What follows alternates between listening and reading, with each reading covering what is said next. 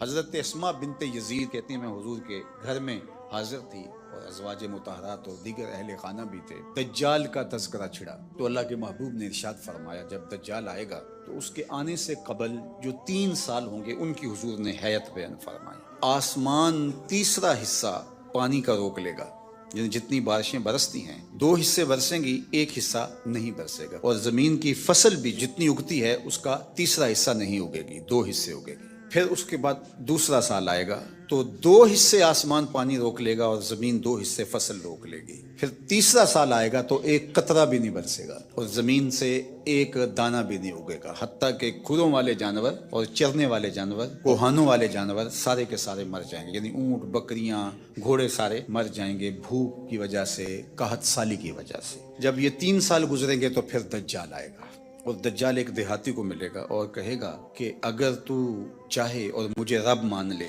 میں تیرے گھوڑے اور تیرے یہ جانور زندہ کر سکتا ہوں۔ وہ کہے گا کہ اگر ایسا ہو جائے تو بہت اچھا، تو وہ اشارہ کرے گا تو اس کی بکریاں، اس کی گائیں زندہ ہو کے اس کے ساتھ آ جائیں گی۔ شیطان اس شکل میں جو ہے وہ نمودار ہوگا تو اسے لگے گا کہ سب کچھ زندہ ہو گیا اور وہ اس پہ ایمان لے آئے گا۔ اس کے بعد پھر دوسرے دیہاتی کو ملے گا اور اس کو بھی یہی کہے گا، تو شیطان پھر اس کی بھیڑ بکریوں، اس کی گائے، اس کے اونٹ، ان کی شکل کے اندر ظہور پذیر ہو جائے گا، تو پھر اس کے پیچھے وہ بھی چل پڑے گا۔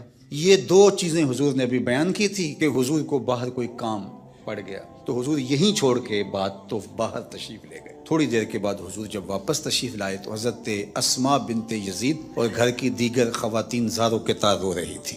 حضور نے فرمایا تمہیں کیا ہوا، تم کیوں رو رہی ہو؟ انہوں نے عرض کی یا رسول اللہ آپ نے جو دجال کا ذکر کیا، تو اللہ کے محبوب نے ارشاد فرمایا اگر دجال میری موجودگی میں آ گیا فرمایا فکر نہ کرو میں نپٹ لوں گا۔